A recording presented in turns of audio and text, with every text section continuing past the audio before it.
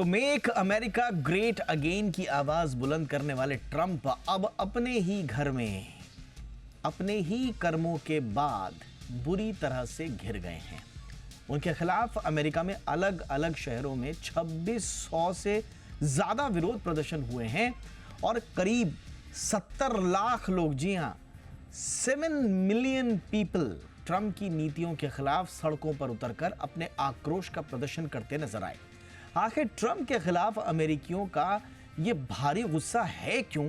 जरा देखिए इसकी ये रिपोर्ट इससे जुड़ी हुई और उसके बाद हम इसका एनालिसिस करेंगे। क्या अपने ही घर में फंस गए हैं ट्रंप?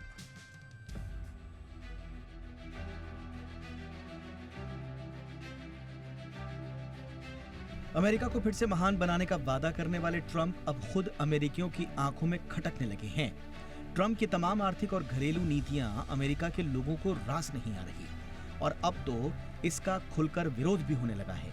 ट्रंप के खिलाफ सड़कों पर उतरे लोगों का आरोप है कि ट्रंप के शासन में अमेरिका तेजी से तानाशाही की ओर बढ़ रहा है। यही वजह है कि ट्रंप के खिलाफ अमेरिका के अलग अलग शहरों में 2600 से ज्यादा रैलियां निकाली गईं और इन रैलियों में करीब 70 लाख लोगों ने हिस्सा लिया। इसके अलावा प्रदर्शन को 300 से ज्यादा स्थानीय संगठनों का सहयोग भी मिला। न्यूयॉर्क हो या वॉशिंगटन, बॉस्टन हो या अटलांटा या फिर लॉस एंजल्स या शिकागो, हर शहर में नो किंग्स प्रोटेस्ट की जोरदार गूंज सुनाई दी। वहीं ट्रंप ने अपने ही अंदाज में विरोधियों को करारा जवाब भी दिया। ट्रंप ने ट्रुथ सोशल पर एक 20 सेकंड का वीडियो शेयर किया जिसमें वो क्राउन पहने एक फाइटर जेट पायलट के रूप में नजर आए। उनके जेट पर किंग ट्रंप लिखा था। वीडियो में ट्रंप प्रदर्शनकारियों पर मल गिराते दिख रहे हैं। यानी एक बात तो साफ है कि ट्रंप का यह अंदाज विरोधियों में गुस्से की चिंगारी को और भड़का रहा है। तो चलिए ये भी समझते हैं कि आखिर अमेरिका में ट्रंप के खिलाफ लोगों का गुस्सा सड़कों पर इस तरह से क्यों फूट रहा है। इसका सबसे बड़ा कारण है ट्रंप का टैरिफ वॉर, जिसके चलते खुद अमेरिकियों पर महंगाई की मार पड़ रही है। दूसरा कारण है ट्रंप की आक्रामक विदेश नीति। इसके अलावा इमिग्रेशन पॉलिसी, नौकरी में कटौती और संस्थानों पर सख्ती वाले नियमों से लोगों में ट्रंप प्रशासन के खिलाफ भारी आक्रोश बना हुआ है। ये प्रदर्शन न केवल एक राजनीतिक बल्कि देश भर में बदलाव और सामाजिक न्याय की रक्षा के लिए एक बुलंद आवाज के रूप में उभर रहा है। इस विशाल आंदोलन ने यह स्पष्ट कर दिया है कि अमेरिका में ट्रंप के खिलाफ असंतोष बढ़ता जा रहा है। ये विरोध प्रदर्शन अमेरिका में ट्रंप के शासनकाल की सबसे बड़ी चुनौती बनकर उभरा है, जो निश्चित रूप से आगामी चुनावों में महत्वपूर्ण भूमिका जरूर निभाएंगे। ब्यूरो रिपोर्ट, जी मीडिया। और इस मुद्दे पर चर्चा के लिए इस वक्त हमारे साथ जुड़ चुके हैं खास मेहमान रॉबिन सचदेव सर, विदेश मामलों के जाने माने जानकार। रॉबिन सर, गुड इवनिंग, बहुत बहुत स्वागत है। पहले तो सर बहुत बहुत धन्यवाद। बड़ा महत्वपूर्ण समय ये दीपावली का है, लेकिन हमारे दर्शकों के लिए बहुत महत्वपूर्ण वक्त आप निकाल रहे हैं। बहुत बहुत धन्यवाद और दीपावली की सर बहुत बहुत शुभकामनाएं।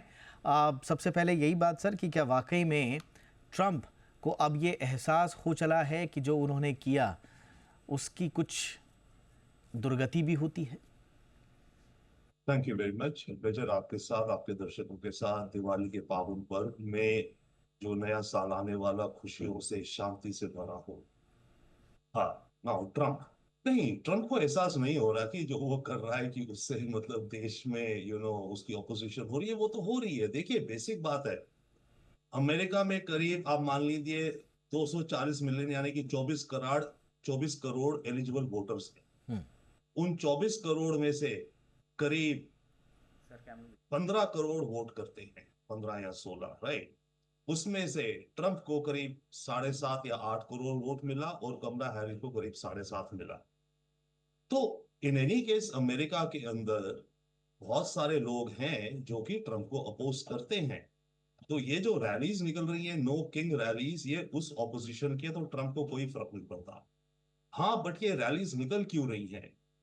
अहम कारण जो है, जो ये टाइटल भी कहलाता है, जिस द्वारा ये डेमोन्स्ट्रेशन हो रही है कि नो किंग्स, यानी कि अमेरिका में ये एहसास हो रहा है, एटलीस्ट जो ट्रंप विरोधी लोग हैं, ट्रंप विरोधी या जो न्यूट्रल थे इलेक्शन में, काफियों में ये एहसास हो रहा है कि ट्रंप एक मोनार्क, एक एम्परर, एक किंग की तरह बनते जा रहे हैं। और उसमें असलियत है। असलियत यह है कि ट्रंप जो प्रेसिडेंसी की पावर है, जो ऑफिस ऑफ प्रेसिडेंट की पावर है, उसको बढ़ा रहा है। वो ये कहता है कि प्रेसिडेंट के पास ये पावर भी है, ये पावर भी है। मेरे को अगर आर्मी अपने देश के अंदर किसी शहर में भेजनी है, मेरे पास पावर है। अगर टैरिफ लगाने हैं, मेरे पास पावर है। अगर जो इलीगल इमिग्रेंट्स हैं उनके साथ कैसे डील करना है, मेरे पास पावर है। उनको लंबा कोई कोर्ट केसेस नहीं, उनको खटाखट उठा के बेड़ी उठा के देश से बाहर पहुंचना है। तो इन सारी पावर्स को ट्रम्प कंसोलिडेट कर रहा है अपने अंदर, अपने यानी कि ऑफिस ऑफ द प्रेसिडेंट में। इसमें उसे यस चैलेंजेस भी बहुत मिल रहे हैं कोर्ट्स में। बेसिकली पब्लिक ओपिनियन तो अलग बात है, बट मैटर करता है कोर्ट्स में। और कोर्ट्स में भी कई केसेस में ट्रम्प सरकार फिलहाल जीती है, बट कई ऐसे केसेस हैं जो जा रहे हैं ऊपर सुप्रीम कोर्ट तक। फॉर एग्जांपल टैरिफ के मुद्दे को आप ले लीजिए। टैरिफ के मुद्दे पर केसेस हैं जो मिड नवंबर में सुप्रीम कोर्ट पे आ रहे हैं।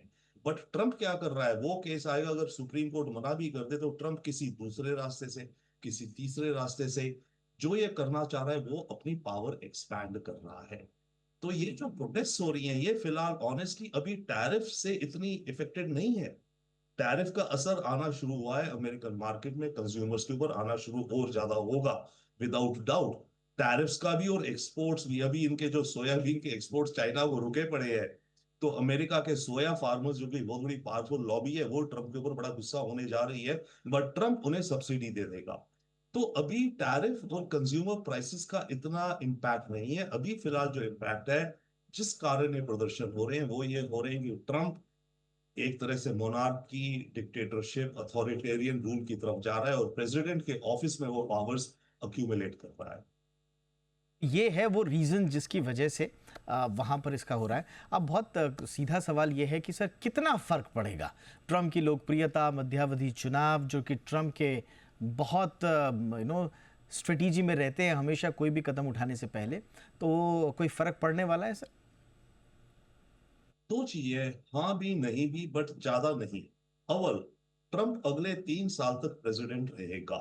राइट, अब अगली इलेक्शन अमेरिका में होनी है नवंबर 28 में, तब तक प्रेसिडेंट रहेगा ट्रम्प। ये जो भी करता रहेगा, इसकी कोई पावर को शायद थोड़ी कम हो जाए ये वो, बट रहेगा। जहां इसको फर्क पड़ेगा, यस वो फर्क पड़ेगा, आपने एग्जैक्टली भी कहा। अमेरिका में जो सिस्टम है, जो हर 2 साल में इलेक्शन होती है यूएस कांग्रेस की। राइट, यूएस कांग्रेस और सेनेट की, सेनेट के 1/3 सेनेटर्स और कांग्रेस पूरी की पूरी रिप्लेस होती है। उस इलेक्शन में, अगली इलेक्शन जो नवंबर में होनी है, इस नवंबर में भी हो रही है, कुछ छोटी मोटी इलेक्शंस हो रही है, उनका कुछ इंडिकेशन आएगा, ज्यादा फर्क नहीं पड़ेगा।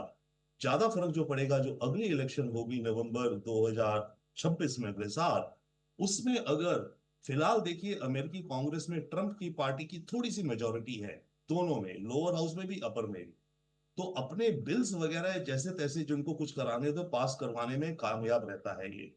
अगर अगली इलेक्शन में, क्योंकि ये जो प्रोटेस्ट का जो माहौल बन रहा है इसके चलते डेमोक्रेट्स इकट्ठे हो रहे हैं। डेमोक्रेट्स में भी आपस में डिविजन्स हैं, फार लेफ्ट, लिबरल, ये वो। और डेमोक्रेट्स एक तरह से शॉक एंड ऑ में थे ट्रंप की जीत के बाद। अब डेमोक्रेट्स अगर इकट्ठे हो जाए और अगले इलेक्शन में अगर रिपब्लिकन पार्टी को नुकसान हो, यानी कि कांग्रेस में ट्रंप की पार्टी रिपब्लिकन के कम आए, कम डेमोक्रेट्स मेजोरिटी में आए, तो जो लेजिस्लेटिव एजेंडा है, जो जो बिल्स पास होने हैं थ्रू द यूएस कांग्रेस, उनमें ट्रंप को मुश्किल होगी। पर वो अभी 1 साल दूर है, वो नवंबर अगले साल होना है। हाँ, अगर उसमें सेटबैक मिलता है ट्रंप की पार्टी को, रिपब्लिकन्स को, तो उसका कुछ असर होगा ट्रंप की गवर्नेंस पे। बट मोर और लेस जिस रवैये से, जिस तरह से ये चल रहा है, आई थिंक उस सेटबैक को भी ये किसी गुगली करके अपनी अपना जो ये करना चाहता है करेगा। याद रखिए एक बात, फंडामेंटली ट्रंप और इसके सपोर्टर्स का कहना है, अमेरिका में इस समय रेवोल्यूशन हो रहा है। अमेरिका में इस समय रेवोल्यूशन की जरूरत है, और ये वो रेवोल्यूशन कर रहे हैं, नहीं तो अमेरिका को कम्युनिस्ट और लिबरल्स टेक ओवर कर लेंगे। उसके लिए ट्रंप कहता है मेरे को जो करना है सब जायज है। ओके, तो अगर अमेरिका में सपोर्टर्स को इस तरह से ले रहे हैं कि रिवॉल्यूशन हो रहा है, तो स्वाभाविक रूप से ट्रंप के लिए ये एक पॉजिटिव चीज़, और इसी वजह से ट्रंप इतने पम्प्ड अप नज़र आते हैं। बट अगर उनके विरोधी ये कह रहे हैं कि अमेरिका में जो भी हो रहा है वो डिस्ट्रक्शन हो रहा है, अमेरिका के भविष्य के लिए ठीक नहीं, तो फिर ये उनके लिए एक सेटबैक ज़रूर होगा। पलड़ा किसका भारी होगा ये आने वाला वक्त बताएगा, लेकिन दोनों ही बातें इसमें छिपी हुई हैं। थोड़े चैलेंजेस भी हैं, बट येस, ट्रंप के लिए आगे बढ़ने के बहुत सारे बहाने अभी भी बाकी हैं। बहुत बहुत धन्यवाद सर, ये क्विक डिस्कशन था, एनालिसिस के लिए बहुत बहुत धन्यवाद। एक बार फिर से आपको, आपके परिवार को, आपके चाहने वालों, आपके प्रेमियों को एक बार फिर से दीपावली की बहुत बहुत शुभकामनाएं।